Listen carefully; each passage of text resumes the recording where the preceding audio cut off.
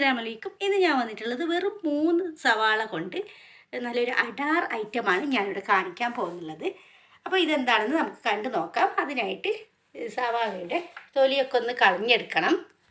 ഒരു ട്രിക്ക് എന്ന് വെച്ചാൽ സാധാരണ നമ്മൾ സവാള കട്ട് ചെയ്യുമ്പോൾ നല്ല സ്ലൈസ് തിന്നായിട്ടല്ലേ കട്ട് ചെയ്ത് വരുന്നത്. അതല്ല, കുറച്ചും കൂടി തടിയിൽ വേണം കട്ട് ചെയ്തെടുക്കാനായിട്ട്. ഇപ്പോൾ ഇതിൽ കാണുന്നത് പോലെ കുറച്ച് വണ്ണത്തിൽ നമുക്ക് കട്ട് ചെയ്തെടുക്കാം. ഇതേപോലെയാണ് കട്ട് ചെയ്തെടുക്കേണ്ടത്.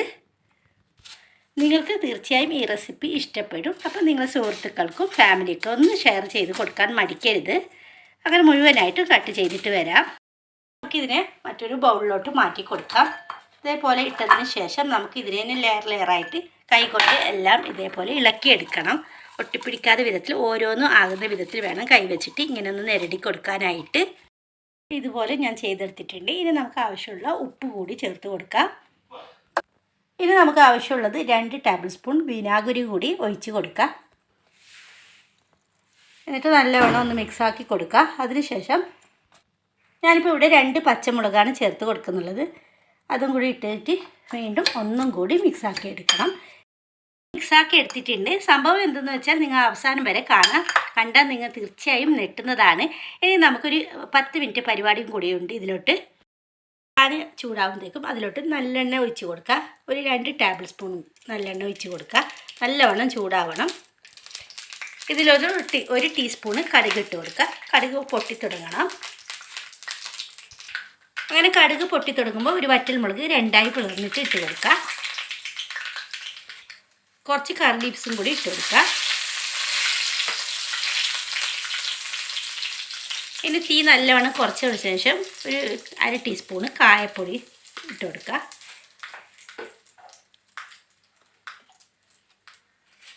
അതോടൊപ്പം തന്നെ 1/4 ടീസ്പൂണ് മഞ്ഞൾപ്പൊടിയും ചേർത്ത് കൊടുക്കുക. ഈ സമയം തീ വളരെയധികം കുറച്ച് കൊടുക്കണം, ഇല്ല കരിഞ്ഞു പോകാൻ സാധ്യതയുണ്ട്. ഇനി നമുക്ക് 1 ടേബിൾ സ്പൂണ് മുളക് പൊടിയും ഇട്ട് കൊടുക്കുന്നുണ്ട്. ഇപ്പോൾ ഞാൻ ഇവിടെ എരിവില്ലാത്ത മുളക് പൊടിയാണ് ചേർത്ത് കൊടുത്തിട്ടുള്ളത്. നിങ്ങൾക്ക് വേണമെങ്കിൽ എരിവുള്ള മുളക് പൊടിയും ചേർത്ത് കൊടുക്കാം. എന്നിട്ട് ഈ മുളകിൻ്റെയും മഞ്ഞളിൻ്റെയൊക്കെ പച്ചക്കുത്ത് പോകുന്നത് വരെ ഈ എണ്ണയിൽ നമുക്കൊന്ന് വറുത്തെടുക്കണം. നല്ലവണ്ണം തിളച്ച് വരുന്നുണ്ട്. ഇനി തീ ഓഫ് ചെയ്യാം. നമുക്ക് നേരത്തെ കട്ട് ചെയ്ത് സവാളയിലോട്ട് ഇത് ഒഴിച്ച് കൊടുക്കണം.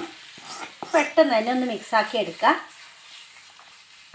അങ്ങനെ നമ്മൾ അടിപൊളി സവാള കൊണ്ട് നല്ലൊരു അച്ചാറെന്നും പറയാം, ഇല്ലെങ്കിൽ ചപ്പാത്തിയുടെ കൂടെ കഴിക്കാൻ പറ്റിയ നല്ലൊരു സൈഡ് ഡിഷാണ്.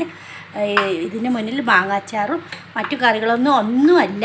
ഇത് നമുക്ക് വേണമെങ്കിൽ ഇപ്പോൾ ഇൻസ്റ്റൻ്റായിട്ട് ഉപയോഗിക്കാം, ഇല്ലെങ്കിൽ 2 ദിവസം അങ്ങനെ തന്നെ ഫ്രിഡ്ജിലോട്ട് വെച്ചിട്ട് മൂടി വെച്ച് കൊടുക്കണം. കാരണം ഇത് കേടാവത്തില്ല. ഇതിൽ വിനാഗിരിയൊക്കെ ചേർത്തിട്ടുണ്ടല്ലോ.